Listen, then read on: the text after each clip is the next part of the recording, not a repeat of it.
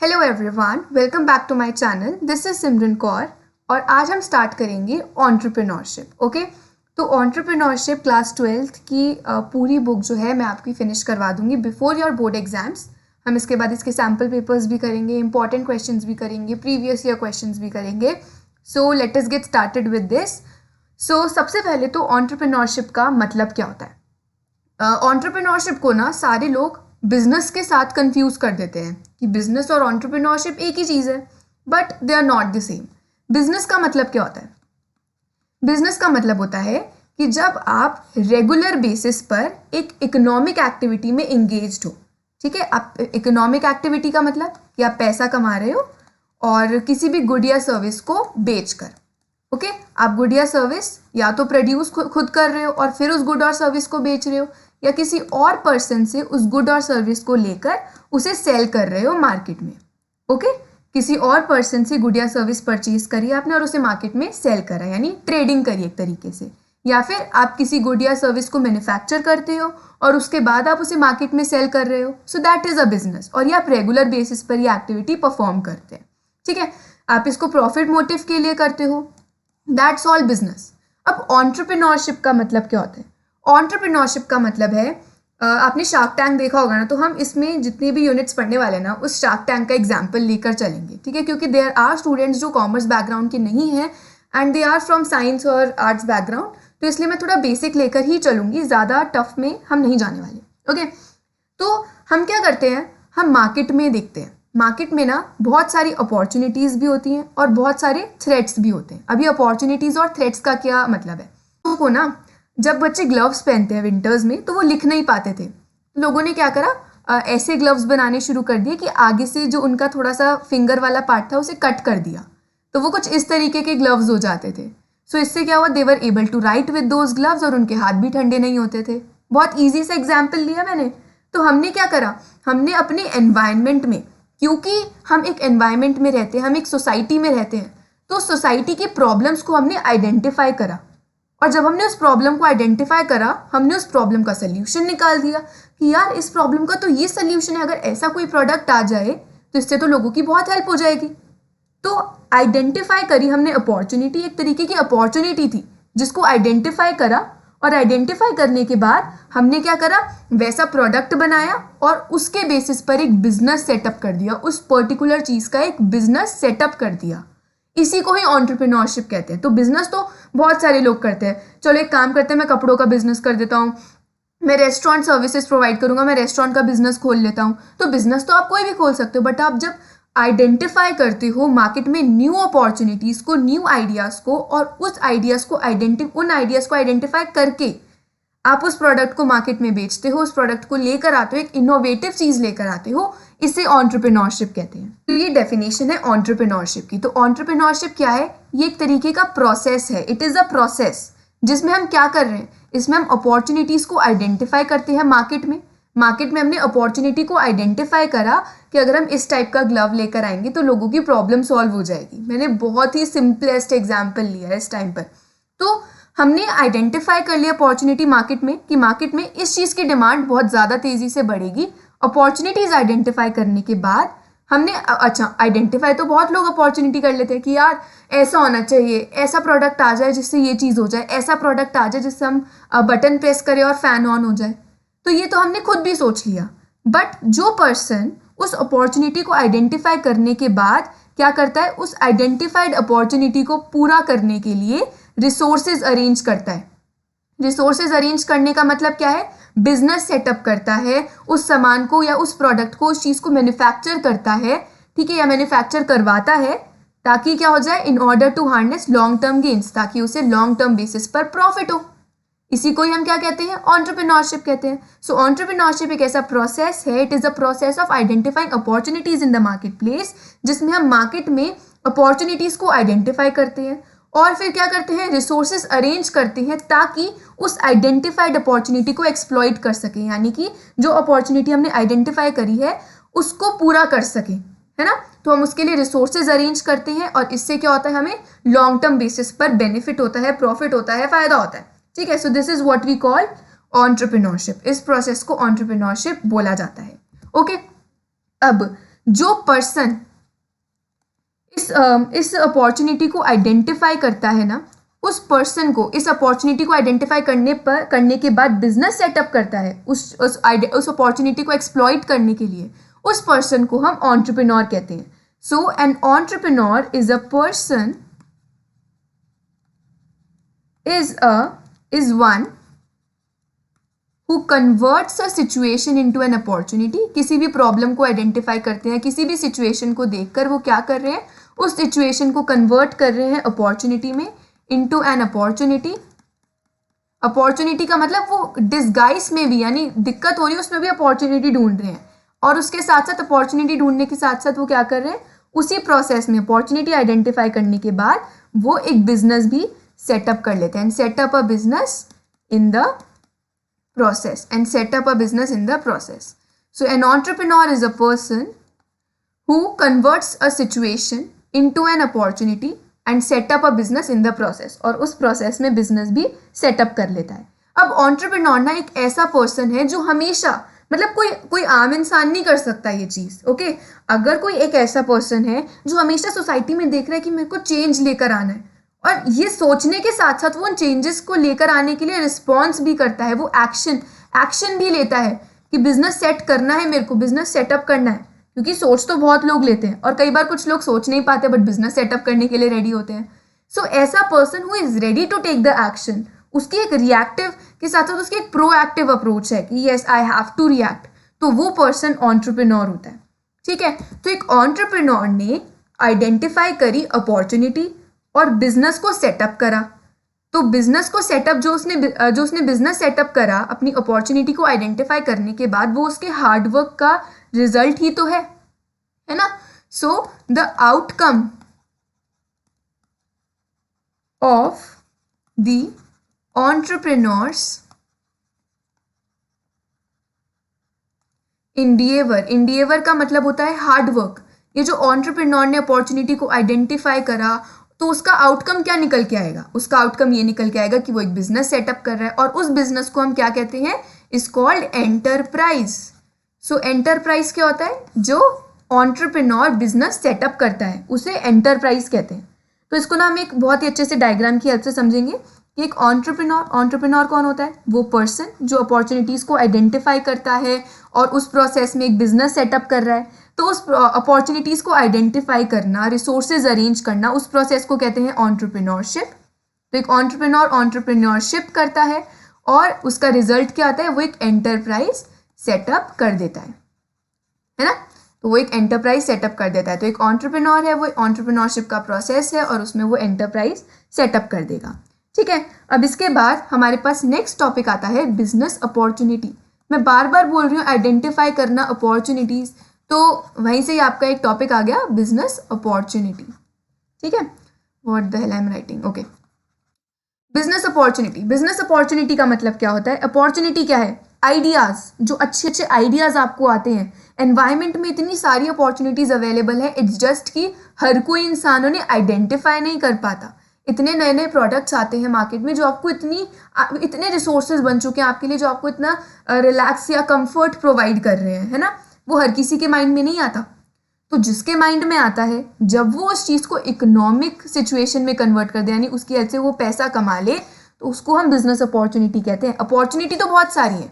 आपको अपॉर्चुनिटी मिली कि आपको फ्री फूड मिल रहा है 3 दिन के लिए, आपको अपॉर्चुनिटी मिली कहीं घूमने जाने की, तो अपॉर्चुनिटी तो होती है. बट बिजनेस अपॉर्चुनिटी का मतलब क्या है, ऐसी अपॉर्चुनिटी, मतलब ऐसा idea. Opportunity means you are getting a good idea जिससे आपको फ़ायदा हो. बट जब आपको एक ऐसा आइडिया आया जिससे आपको मनी के बेसिस पर फ़ायदा हो, वो इकोनॉमिक आइडिया होता है. तो जब आपको कोई इकोनॉमिक आइडिया आए जिसकी वजह से आप एक एंटरप्राइज सेटअप कर सकते हो और आप मनी को अर्न कर सकते हो, प्रॉफिट अर्न कर सकते हो लॉन्ग टर्म बेसिस पर, that is what we call a business opportunity.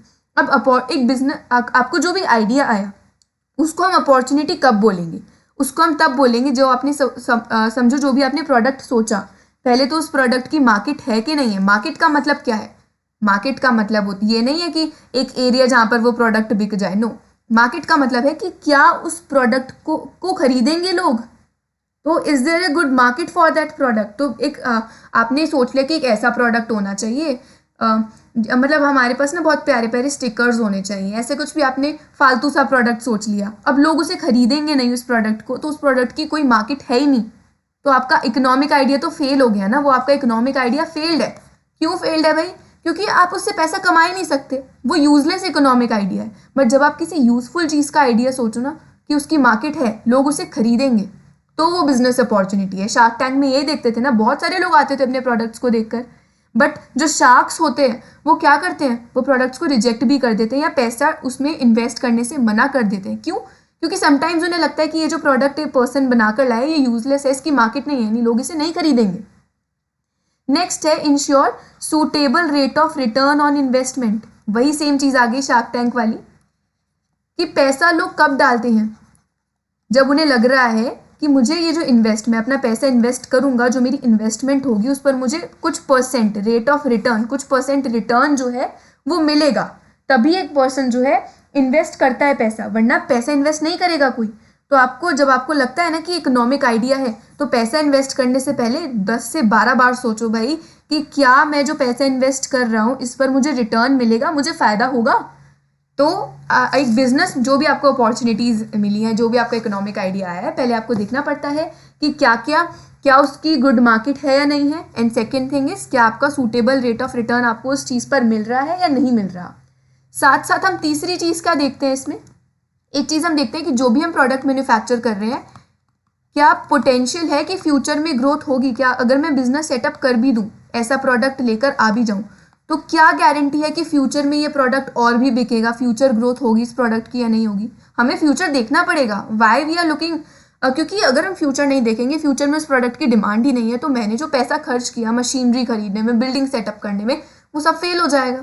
So you have to look कि आपने जो प्रोडक्ट मैन्युफैक्चर करना है, जो आपको इकोनॉमिक आइडिया आया है, इसका फ्यूचर में कोई रोल है या नहीं है। फिर इसके बाद एक बिजनेस अपॉर्चुनिटी तभी बिजनेस अपॉर्चुनिटी है जब आप कॉम्पिटेंट हो। ठीक है, जो एंटरप्रेन्योर है वो कॉम्पिटेंट और इतनी उसके अंदर एबिलिटी है। ठीक है, so the entrepreneur is competent enough, और उसके अंदर इतनी एबिलिटी है कि वो क्या कर सकता है, उस बिजनेस अपॉर्चुनिटी को इकोनॉमी में कन्वर्ट कर सकता है, कैश में कन्वर्ट कर सकता है, यानी कि पैसा कमा सकता है। ठीक है, फिर इसके बाद जो नेक्स्ट चीज़ हमारे पास आती है लास्ट, वो है कि क्या वो आइडिया प्रैक्टिकल है, प्रैक्टिकेबिलिटी ऑफ आइडिया। कई बार यूजलेस आइडिया होते हैं ना, तो वो आइडिया आपका प्रैक्टिकल होना चाहिए। तो इन सब चीज़ों को ध्यान में रखना पड़ता है, तभी हम कह सकते हैं कि एक business opportunity suitable business opportunity है, एंड देन यू से कि यस हमें इसमें पैसा इन्वेस्ट करना चाहिए, या तभी वो बिजनेस अपॉर्चुनिटी कहलाएगी। अगर वो यूजलेस आइडिया है तो आप उसे बिजनेस में कन्वर्ट ही नहीं कर सकते, आप पैसा ही नहीं कमा सकते हो। ओके, अब इसके बाद there is a complete process. ठीक है, हम समझेंगे कि कैसे एक एंटरप्राइज सेटअप करता है एक एंटरप्रेन्योर। तो सबसे पहले तो हम एक एनवायरनमेंट, सपोज ये जो व्हाइट वाला पोर्शन आप देख रहे हो ना, what is this white portion जो मैंने स्क्रीन दिखाई है, this is the environment. Okay, ये एनवायरनमेंट है जिसमें हम सर्वाइव कर रहे हैं। अब हमें अपॉर्चुनिटीज तो इस एनवायरनमेंट में ही मिलेगी ना, इस सोसाइटी में ही तो मिलेगी, क्योंकि जो भी हम प्रोडक्ट बना रहे हैं वो कंज्यूमर्स के लिए बना रहे हैं, और कंज्यूमर्स ही नहीं खरीदेंगे तो उसका क्या फायदा। कंज्यूमर्स कब खरीदेंगे, जब उनके लिए वो प्रोडक्ट यूजफुल होगा, कोई यूटिलिटी प्रोवाइड करेगा, कोई सेटिस्फैक्शन प्रोवाइड करेगा।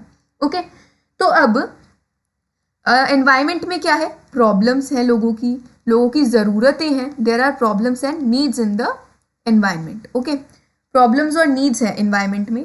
अब जो एंटरप्रेन्योर होता है वो क्या करता है, जो भी मैं बॉक्स में लिखूंगी ना, वो चीज़ें जो एक एंटरप्रेन्योर कर रहा है, तो वो सबसे पहले अपॉर्चुनिटी को स्पॉट करता है।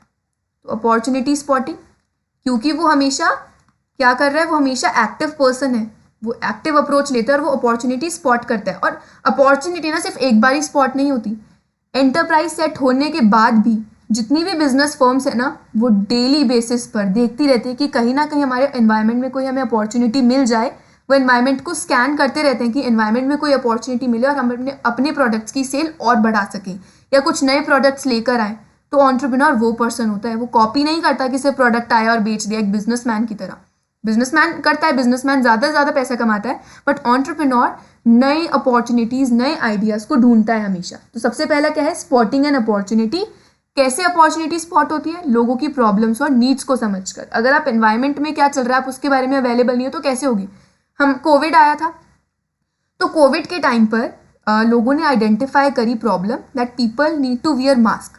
तो बहुत सारी कंपनीज ने क्या करा, मास्क प्रोड्यूस करने शुरू कर दिए। ओके, मास्क और सैनिटाइजर्स। इससे क्या हुआ, उन्होंने अपॉर्चुनिटी देखी ना। उन्होंने, प्रॉब्लम तो थी कि भाई सेल नहीं हो रही, सारे लोग परेशान हैं, सारे बिजनेसमैन परेशान हैं। जो एंटरप्रेन्योर्स, उन्होंने आइडिया लगाया, एक काम करते हैं, हम सैनिटाइजर्स प्रोड्यूस करने शुरू कर देते हैं या हम मास्क प्रोड्यूस करने शुरू कर देते हैं। इससे क्या हुआ, अचानक से उनकी सेल बढ़ गई। तो उन्होंने अपॉर्चुनिटी को स्पॉट करा इवन इन द प्रॉब्लम। फिर इसके बाद वही सेम चीज़, अपॉर्चुनिटी, पहले तो उन्होंने देखा कि क्या अपॉर्चुनिटी है, भाई अपॉर्चुनिटी है कि लोगों को मास्क की ज़रूरत है। फिर हमने क्या करा, हम क्रिएटिविटी और आइडियाज़ लेकर आए, क्रिएटिविटी एंड आइडियाज़ आई। अब हमारी ये क्रिएटिविटी सबके माइंड में नहीं आती, क्रिएटिविटी एंड आइडियाज़ मतलब कि उन्होंने सोल्यूशन सोचा, इसका आइडिया निकाला कि क्या हम इस प्रॉब्लम का सोल्यूशन निकालें, what is the solution to this problem, इस प्रॉब्लम का सोल्यूशन क्या निकल सकता है ना। तो हमने आइडिया को अच्छे से समझा कि क्या क्या प्रॉब्लम है, कौन कौन से एरियाज़ में मास्क की ज़रूरत है। इवन हमने ये देखा कि बच्चों को ना नॉर्मल मास्क नहीं पहना सकते, but children like those mask जो कार्टून्स वगैरह उन पे ड्राइंग्स बन रही होती हैं। तो ऐसा करा उन्होंने कि क्रिएटिविटी लेकर आए अपने माइंड में और आइडिया लेकर आए कि हम ऐसे मास्क बनाते हैं, चिल्ड्रन के लिए सेपरेट मास्क बनाएंगे। साथ में उन्होंने देखा कि जो लोग स्पेक्स पहनते हैं उनके ना फेस पे क्लाउडी सा बन जाता है जब वो मास्क लगाते हैं। सो उन्होंने कहा कि एक काम करते हैं, हम ऐसे मास्क बनाएंगे जिससे उनको प्रॉब्लम नहीं होगी। ठीक है, अब मास्क सब लोग बना रहे थे, किसी ने सोचा, प्रॉब्लम देखी जो स्पेक्स पहनते हैं लोग, तो उसने अपॉर्चुनिटी स्पॉट करी। फिर उसने एक क्रिएटिव आइडिया निकाला सोच समझ के कि यार एक काम करते हैं, ऐसा प्रोडक्ट लेकर आएंगे जिससे उनके स्पेक्स पर कोई भी वो नहीं आएगा, धुआं नहीं आएगा, ऐसा मास्क बनाएंगे। ठीक है, फिर उन्होंने क्या करा, इनोवेशन एंड प्रोडक्ट, यानी अपने इनोवेटिव आइडिया से उस प्रोडक्ट को इनोवेट करा, उस प्रोडक्ट को बनाया। ठीक है, उस प्रोडक्ट को बनाने के बाद वो प्रोडक्ट लोगों को पसंद आने लग गया। अब उन्होंने क्या कर दिया, बिजनेस या फिर कह लो एंटरप्राइज जो था उसे इस्टेब्लिश करा, पैसे इकट्ठे करे, रिसोर्सेज इकट्ठे करे और एक बिजनेस को सेटअप कर दिया जैसे करा जाता है। सो एंटरप्राइज सेटअप हो गई। अब एंटरप्राइज से जो भी गुड्स प्रोड्यूस हो रहे हैं वो कहाँ जा रहे हैं, अगेन एनवायरमेंट में जा रहे हैं, लोग उसे खरीद रहे हैं। ठीक है, इसका हम एक और एग्जाम्पल लेते हैं, स्पेक्स बनाने वाली कंपनी थी। ठीक है, स्पेक्स बनाने वाली कंपनी ने देखा कि कोविड पीरियड चल रहा है and people need to wear the mask और स्पेक्स वाले लोगों को बहुत दिक्कत आ रही है, तो उन्होंने अपॉर्चुनिटी स्पॉट करी।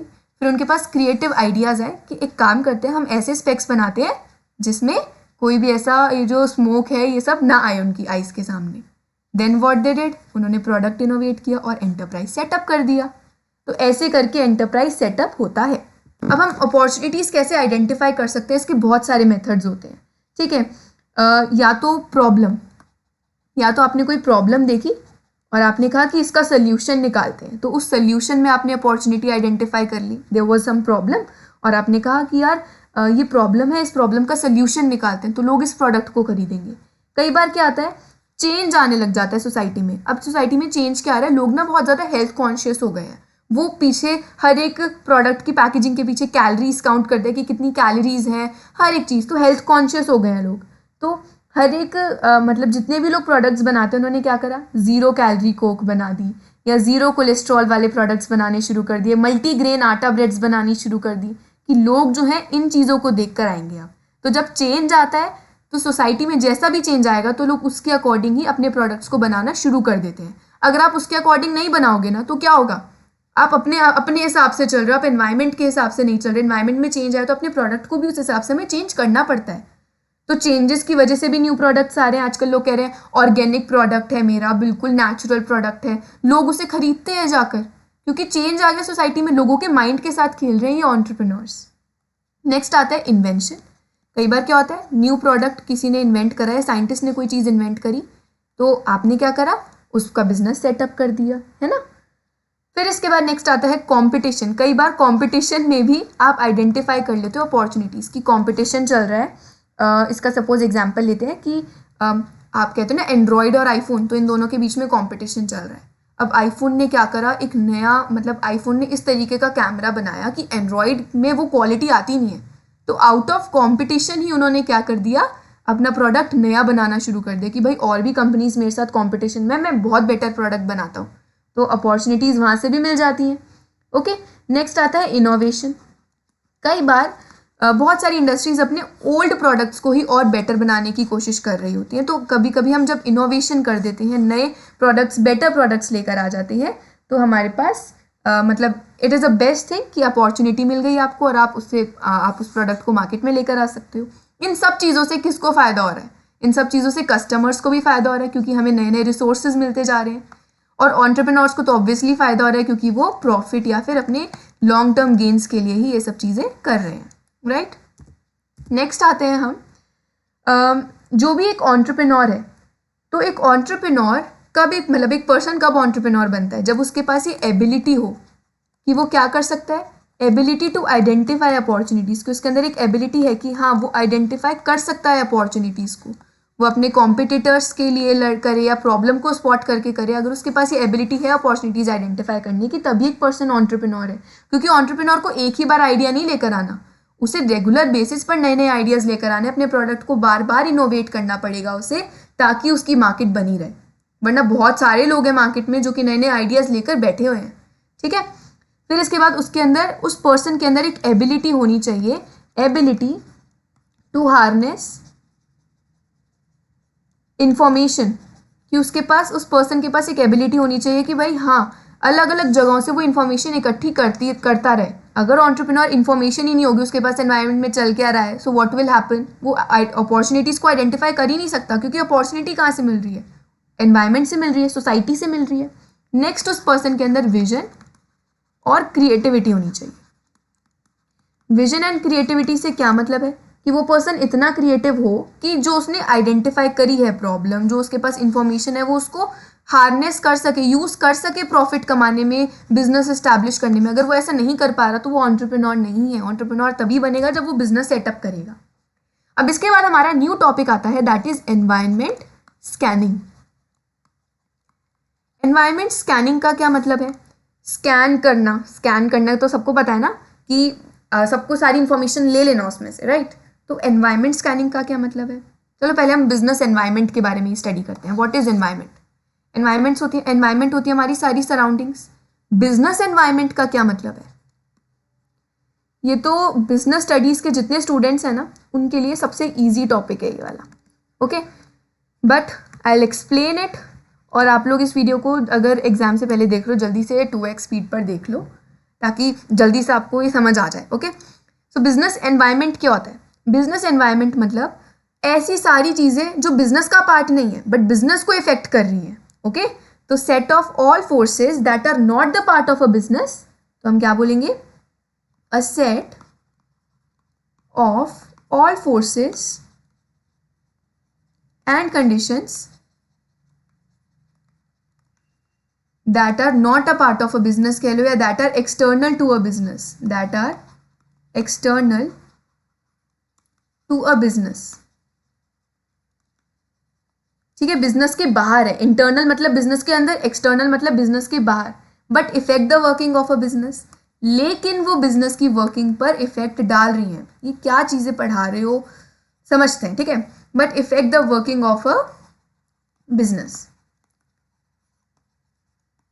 कि ऐसी सारी फोर्सेस या ऐसी सारी कंडीशंस जो कि बिजनेस के बाहर है, बिजनेस का पार्ट नहीं है, they are external to a business, ठीक है, बट स्टिल वो बिजनेस की वर्किंग पर इफेक्ट कर रही है। ये कैसी चीज़ें हैं? सपोज मैं कोक और पेप्सी का एग्जाम्पल लेती हूँ। मैं कोक की ओनर हूँ, ठीक है। पेप्सी के ओनर ने क्या करा, दोनों सेम प्रोडक्ट्स हैं, Pepsi is my competitor, okay. Pepsi ने क्या करा, प्राइस जो है ना बहुत कम कर दिया। अब इससे क्या होगा? इससे ये होगा कि लोग कहाँ जाएंगे? लोग पेप्सी खरीदने जाएंगे। कोक कौन खरीदेगा? कहेंगे यार ये तो महंगी है, पेप्सी खरीदते हैं। तो पेप्सी ने प्राइस चेंज करा ना, आपके बिजनेस के इंटरनल मैटर्स में तो कुछ फर्क नहीं पड़ा। आपके बिजनेस के इंटरनल जो भी आपका बिजनेस था वो तो आराम से वैसे ही चल रहा है, उतनी मशीन्स लग रही है, सब कुछ चल रहा है। बट पेप्सी ने प्राइस कम करा, पेप्सी के प्राइस कम करते ही आपका जो सामान है लोग कम खरीदेंगे, आपके गुड, आपके प्रोडक्ट की डिमांड कम हो जाएगी। तो ये क्या है? कॉम्पिटिटर का प्राइस चेंज करने से, कॉम्पिटिटर का प्राइस चेंज करना आपके बिजनेस के बाहर का मैटर है। So it is a matter that is external to your business, but still ये आपके बिजनेस की वर्किंग को इफेक्ट करेगा, क्योंकि अब आपको अपने एक्सपेंसेस, खर्चे कम करने पड़ेंगे और अपने सामान का प्राइस भी कम करना पड़ेगा। तो ऐसे सारी फोर्सेज और ऐसी सारी कंडीशंस जो बिजनेस के बाहर है बट स्टिल आपके बिजनेस को इफेक्ट कर रही है। इसका हम एग्जाम्पल लेते हैं। गवर्नमेंट ने ना क्या करा, टैक्स बढ़ा दिया। टैक्स बढ़ाने से क्या हुआ? लोग आपका सामान कम खरीद रहे हैं, अब आपको अपने खर्चे कम करने पड़ेंगे, राइट। या फिर पेप्सी ने क्या करा, काफ़ी अच्छी हेल्थ ड्रिंक बनाई, और लोगों ने कहा, लोग वैसे ही हेल्थ कॉन्शियस हो रहे हैं, तो लोगों ने कहा कि हम हेल्थ ड्रिंक खरीदते हैं। तो कोको क्या करना पड़ेगा, कोको मार्केट में आइडियाज ढूंढने पड़ेंगे, कोको मार्केट में आइडियाज ढूंढने पड़ेंगे कि मैं क्या ऐसा लेकर आऊं कि मैं पेप्सी से लड़ सकूं, मैं पेप्सी से जीत जाऊं फिर से। तो वो जो आइडिया होता है वो फिर किसका पार्ट है, वो अपॉर्चुनिटी तो आइडेंटिफाई कर रही है कोक। कैसे आइडेंटिफाई कर रही है कि नया आइडिया लेकर आ रही है कि मैं क्या चीज ऐसी बनाऊं कि मैं पेप्सी के साथ कॉम्पीट कर सकूं और लोग मेरा प्रोडक्ट भी खरीदें। तो ये सब एंटरप्रेन्योरशिप का ही पार्ट है, ठीक है। मार्केट डाउन चल रही है, कुछ नहीं होता। एंटरप्रेन्योर एक वो पर्सन है जो कि सोचता है कि कैसे मैं इस सिचुएशन में, इस मार्केट कंडीशन में भी अपनी सेल्स इंक्रीज कर सकता हूँ, ठीक है। अब बिजनेस एनवायरनमेंट तो समझ आ गया ना, all those factors that are external to a business but still वो आपके बिजनेस को इफेक्ट कर रहे हैं, ठीक है। अब हम आते हैं बिजनेस के, वैसे बिजनेस के 2 टाइप्स ऑफ एनवायरनमेंट होते हैं, ठीक है। एक होता है इंटरनल एनवायरनमेंट और दूसरा होता है एक्सटर्नल एनवायरनमेंट, ठीक है। Number 1 is internal environment and number 2 is external environment. So there are 2 types of environment of a business. Internal environment में क्या होता है, जो बिजनेस के अंदर की चीजें हैं, जैसे कि एम्प्लॉयज जो बिजनेस में काम कर रहे हैं। अब अगर एम्प्लॉयज सारे के सारे स्ट्राइक पर चले जाएं तो उससे क्या होगा, हमारे बिजनेस पर इफेक्ट पड़ेगा ना, क्योंकि एम्प्लॉयज ही काम कर रहे हैं। एम्प्लॉयज अगर काम नहीं करेंगे तो हम प्रोडक्ट प्रोड्यूस कैसे करेंगे। तो एम्प्लॉयज सारे स्ट्राइक पर चले गए तो काम कोई नहीं कर रहा। तो ये इंटरनल स्ट्रक्चर में दिक्कत आई ना, ये हमारे इंटरनल मैटर में दिक्कत आई, ठीक है। इंटरनल में और क्या क्या, इंटरनल एनवायरनमेंट में आपके कंपनी का फाइनेंस कैसा है, ठीक है, आपकी कंपनी के मैनेजर्स कैसे हैं, मैनेजमेंट किस तरीके से है कंपनी का। तो ये सारे कंपनी के अंदर के मैटर्स होते हैं, ओके। कि आप किसको एम्प्लॉय कर रहे हो, नया एम्प्लॉय कैसे हायर कर रहे हो, ये कंपनी के इंटरनल मैटर्स है। अगर इनमें दिक्कत आई तो ऑब्वियसली कंपनी को असर पड़ेगा, बट ये इंटरनल मैटर्स कंपनी के हाथ में होते हैं, ठीक है। आप एंटरप्रेन्योर हो तो आपके हाथ में है कि कैसे हमें फाइनेंस को कंट्रोल करना है, कैसे हमें मैनेजमेंट को कंट्रोल करना है, कैसे हमें एम्प्लॉयज को सेटिस्फाइड रखना है। तो ये इंटरनल मैटर्स हैं जो कि पर्सन के हाथ में होते हैं, एंटरप्रेन्योर के हैंड में है ये। Entrepreneur can control these factors, okay. But external factors होते हैं जो एंटरप्रेन्योर के कंट्रोल में नहीं है। गवर्नमेंट ने टैक्स बढ़ा दिया, या जिस पर्सन से आप जो रॉ मटेरियल्स आपको सप्लाई करता था, रॉ मटेरियल्स का मतलब क्या है, सपोज आपने जो भी चीज आप प्रोड्यूस करते हो, आप कॉटन शर्ट्स प्रोड्यूस करते हो, तो कॉटन शर्ट्स को प्रोड्यूस करने के लिए यू नीड सम कॉटन ना, आपको कॉटन की जरूरत है। तो सपोज फार्मर्स ने कॉटन प्रोड्यूस नहीं करी, उनकी क्रॉप फेल हो गई, तो सप्लायर्स तो है ही नहीं, है ना। तो सप्लायर्स का सप्लाई कम हो गया तो इसमें आपकी तो गलती है नहीं। तो सप्लाई कम होते ही आपकी कॉटन शर्ट्स नहीं बन पाएंगी क्योंकि रॉ मटेरियल नहीं है। तो इससे क्या होगा, आपकी मार्केट पर असर पड़ेगा, आप प्रोडक्ट बेच नहीं पाओगे, लोगों की डिमांड पूरी नहीं कर पाओगे, लोग किसी और से खरीदेंगे या लोग किसी और सामान की तरफ स्विच हो जाएंगे, है ना। तो external factors are not in your control और ये आपके बिजनेस को इफेक्ट करते हैं, ठीक है। एक्सटर्नल फैक्टर्स कितने टाइप्स के होते हैं, अब एक्सटर्नल फैक्टर भी 2 टाइप्स के होते हैं। जो हमारा एक्सटर्नल एनवायरनमेंट है ये 2 टाइप्स का है, कौन कौन सा, एनवायरनमेंट और मैक्रो एनवायरनमेंट। माइक्रो एनवायरनमेंट का मतलब ऐसी चीज है जो बिजनेस के बाहर है, बिजनेस के कंट्रोल में नहीं है वो एक्सटर्नल एनवायरनमेंट में ही, पर वो स्पेसिफिकली आपके बिजनेस को इफेक्ट कर रही है, ओके। जैसे कि नंबर 1 आता है सप्लायर। तो आप जिस पर्सन से सप्लाई लेते थे, आपकी कार मैन्युफैक्चरिंग इंडस्ट्री है, तो जिस फैक्ट्री से आप टायर्स लेते थे ना, वो फैक्ट्री किसी रीजन की वजह से बंद हो गई, तो अब आपका टायर्स का सप्लाई कम होगा ना। बाकी सारी इंडस्ट्रीज को तो कोई असर नहीं पड़ा, है ना, वो कहीं और से टायर खरीद रहे हैं। तो कार मैन्युफैक्चरिंग जितनी कंपनीज है उनको असर नहीं पड़ा, बट सिर्फ आपकी कंपनी को असर पड़ा क्योंकि आपका स्पेसिफिक सप्लायर था और उस सप्लायर का सप्लाई बंद हो गया किसी भी रीजन की वजह से। तो ये एक्सटर्नल एनवायरनमेंट में आता है। सप्लायर का सप्लाई कम हो, ये आपके हाथ में नहीं है, it is not in your hands, ये एक्सटर्नल एनवायरनमेंट का पार्ट है, बट स्पेसिफिकली ये आपकी इंडस्ट्री को इफेक्ट कर रहा है। नेक्स्ट आते हैं कस्टमर्स। सपोज आपके इंडस्ट्री के जितने, आपके ना इंडस्ट्री पर किसी तरीके का ब्लेम लग गया, या ब्लेम लग गया कि ये जो इंडस्ट्री है बेकार है, कुछ भी रीजन की वजह से कस्टमर्स का ये टेस्ट चेंज हो गया, कस्टमर्स अब ना ये प्रोडक्ट नहीं खरीदते। कस्टमर्स जैसे आपने ना बहुत सारी स्किनी जीन्स बनाई थी, but now people are switching to baggy jeans. तो कस्टमर के टेस्ट के चेंज की वजह से क्या हुआ, आपकी इंडस्ट्री पर असर पड़ गया। सिर्फ आपकी इंडस्ट्री पर असर पड़ा ना, क्योंकि आप जीन्स मैन्युफैक्चर करते थे, है ना। फिर इसके बाद नेक्स्ट आता है कॉम्पिटिटर्स। मैंने पेप्सी कोक का इतना अच्छा एग्जाम्पल दिया है अभी, तो ये तो सबको क्लियर होना चाहिए। कॉम्पिटिटर्स, कोई भी आपकी पर्टिकुलर कॉम्पिटिटर है, पेप्सी ने ऐसा कुछ कर दिया तो इससे तो सिर्फ कोक को असर हुआ ना, कॉटन इंडस्ट्री को असर थोड़ी हुआ। तो ये कॉम्पिटिटर्स आ गया नेक्स्ट। ओके, फिर इसके बाद आती है जनरल पब्लिक। जनरल पब्लिक ने कहा कि यार आज के बाद से हम कोल्ड ड्रिंक नहीं पियेंगे। जनरल पब्लिक ने ऐसा कुछ माइंड में लेकर आए कि यार आज के बाद कोल्ड ड्रिंक नहीं पियेंगे, इससे ना कोविड के चांसेस बढ़ते हैं, कुछ भी ऐसी अफवाह फैल गई तो क्या होगा, लोग नहीं खरीदेंगे आपका प्रोडक्ट। तो पर्टिकुलरली आपकी इंडस्ट्री को इफेक्ट हो रहा है, जितनी भी cold drinks soft drinks producing वाली इंडस्ट्री से उनको इफेक्ट हुआ ऑब्वियसली। ओके, नेक्स्ट आ सकता है इंटरमीडियरीज। पहले होलसेल को बेचते हो, फिर होलसेलर क्या करते हैं, अलग अलग शॉपकीपर्स रिटेलर्स को बेचते हैं, और रिटेलर्स फिर कस्टमर्स को बेचते हैं। ठीक है, अब क्या हुआ, आप जिस होलसेलर को बेचते हो ना, उसने कहा कि मैं तो भाई कम पैसों में खरीदूंगा ये चीज, मैं नहीं खरीद रहा, वरना जाके कस्टमर्स को खुद दे दो। तो अब आपको क्या करना पड़ेगा, आपको कॉस्ट कम करनी पड़ेगी ना अपनी, क्योंकि होलसेलर खरीद ही नहीं रहा उतना महंगा, कोई होलसेलर नहीं खरीद रहा। तो इससे पर्टिकुलरली आपकी इंडस्ट्री को इफेक्ट पड़ेगा, ना कि हर एक इंडस्ट्री को इससे इफेक्ट पड़े। जिस होलसेलर को आप बेचते हो, आपकी उससे लड़ाई हुई है ना, तो क्या होगा, आपकी इंडस्ट्री को इफेक्ट पड़ेगा, हर एक इंडस्ट्री को थोड़ी इफेक्ट पड़ रहा है। कॉटन आपकी कोक की कंपनी है, तो कोक का होलसेलर मना कर रहा है परचेज करने में, इससे कॉटन इंडस्ट्री को क्या, इससे जूट इंडस्ट्री को क्या। ओके, तो ये माइक्रो एनवायरनमेंट में वो फैक्टर्स आते हैं जो स्पेसिफिकली आपके ही बिजनेस को इफेक्ट कर रहे हैं, बट आपके कंट्रोल में नहीं है ये external factors he, but specifically आपकी इंडस्ट्री को इफेक्ट कर रहे हैं। ओके, नेक्स्ट आता है मैक्रो एनवायरनमेंट। ये वो एक्सटर्नल फैक्टर्स हैं जो हर इंडस्ट्री को इफेक्ट करते हैं as a whole, they effect the industry as a whole, मतलब सारी इंडस्ट्रीज को ही इफेक्ट कर रहे हैं एज अ होल, एक पर्टिकुलर कंपनी को नहीं।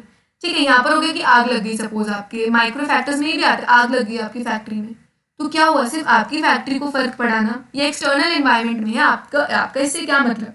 ओके, सब बहुत सारे लोगों ने आकर क्या किया, दंगे चल रहे थे, किसी ने आकर आपकी फैक्ट्री में भी आग लगा दी, ये एक्सटर्नल फैक्टर है, ये जनरल पब्लिक वाले में आ गया, आपके कंट्रोल में नहीं था, बट स्पेसिफिकली आपको ही असर पड़ा इसका, क्योंकि और कोई फैक्ट्री थोड़ी चलाई उन्होंने।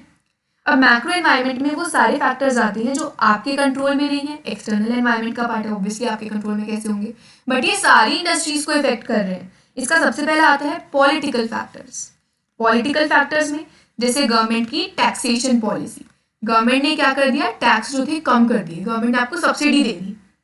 सब्सिडी देने से क्या हुआ, गवर्नमेंट ने कहा एक काम करो, ये जो इतनी भी कॉटन इंडस्ट्रीज हैं या टेक्सटाइल इंडस्ट्रीज हैं, इन सबको हम सब्सिडी दे रहे हैं कि आपको हम इलेक्ट्रिसिटी फ्री में देंगे। तो इससे क्या होगा, इलेक्ट्रिसिटी फ्री में देंगे, अब आप क्या कर सकते हो, इलेक्ट्रिसिटी बचाओगे नहीं, अब आप ज़्यादा से ज़्यादा प्रोडक्शन करोगे और वो सारी मशीन्स का यूज़ करोगे जो इलेक्ट्रिसिटी से चलती हैं, तो इससे आपको बेनिफिट हुआ ना।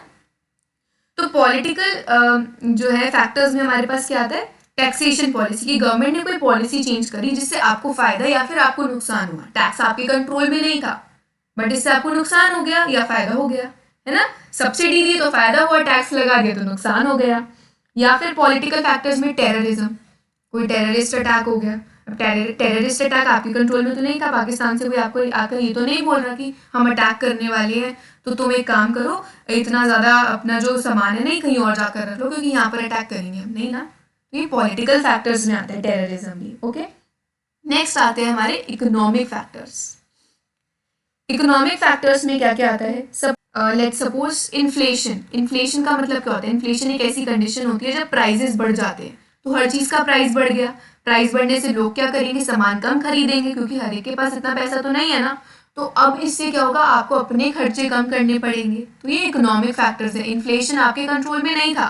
Okay, inflation is not in your control. Government ने क्या करा, गवर्नमेंट ने जो भी सामान इंडिया में इंपोर्ट होता था ना, उस पर गवर्नमेंट ने टैक्स लगा दिया कि जो भी सामान इंपोर्ट हुआ करेगा उस पर टैक्स है, हैवी टैक्सेस लग जाएंगे।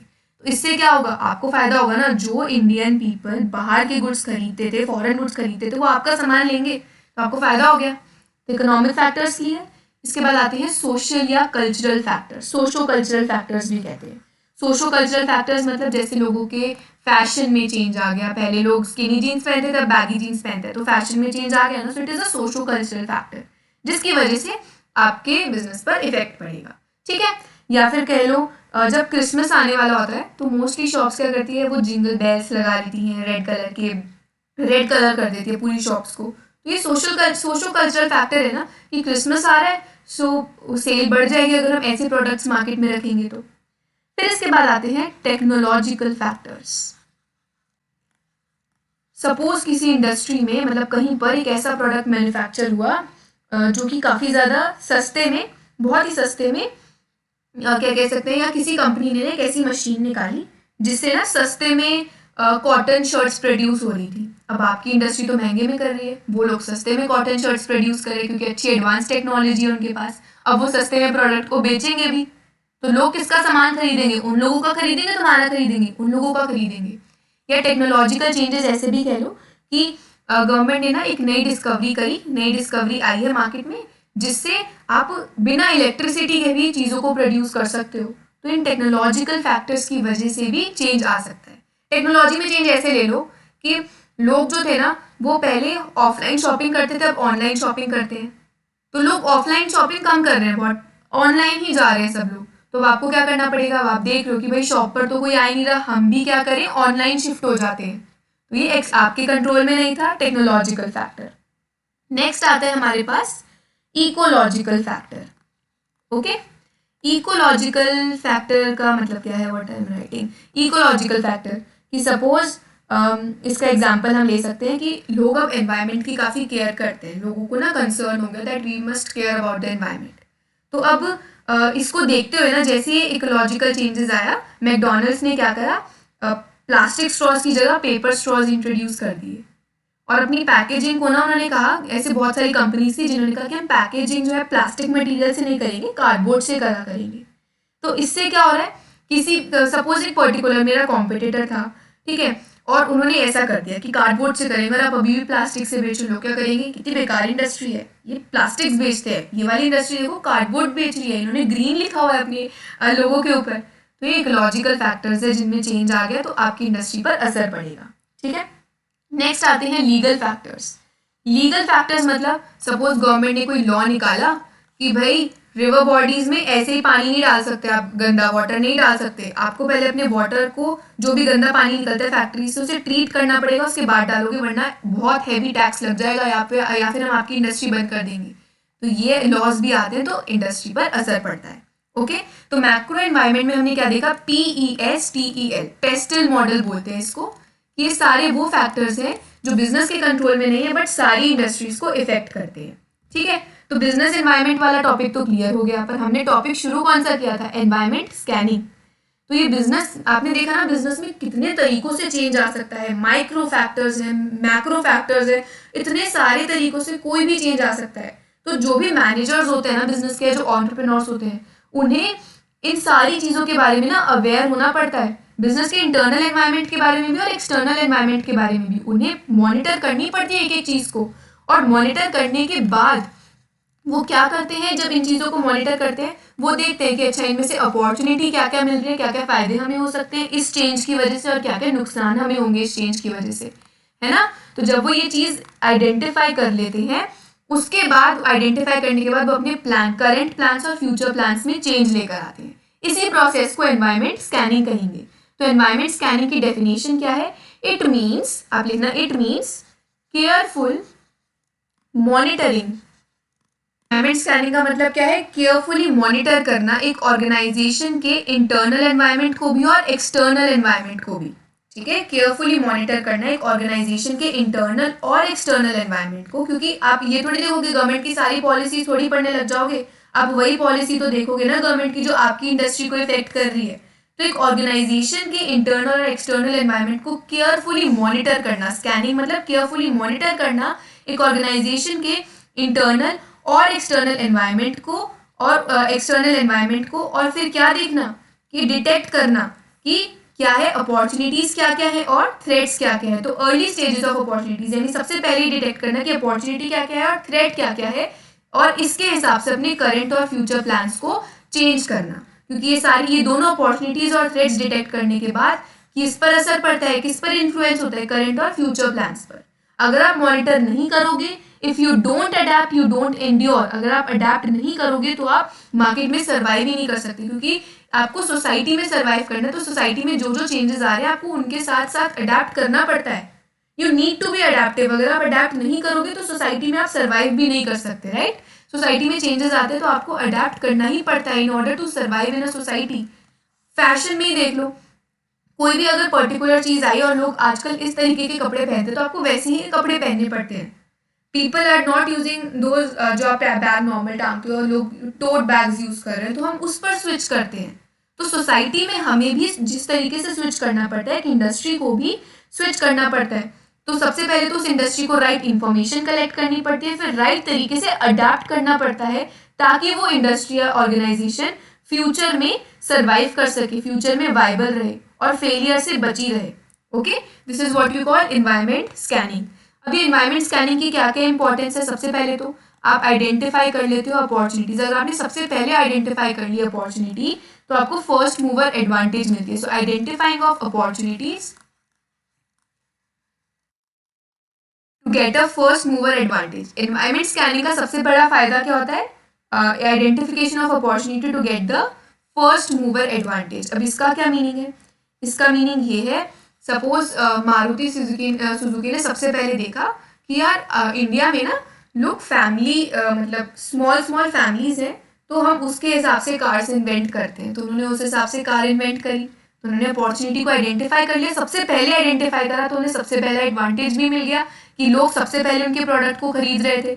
अब जितने टाइम में दूसरे लोग भी उस जैसा प्रोडक्ट लेकर आएंगे मार्केट में, उतने में उन्होंने अपनी मार्केट को बढ़ा लिया।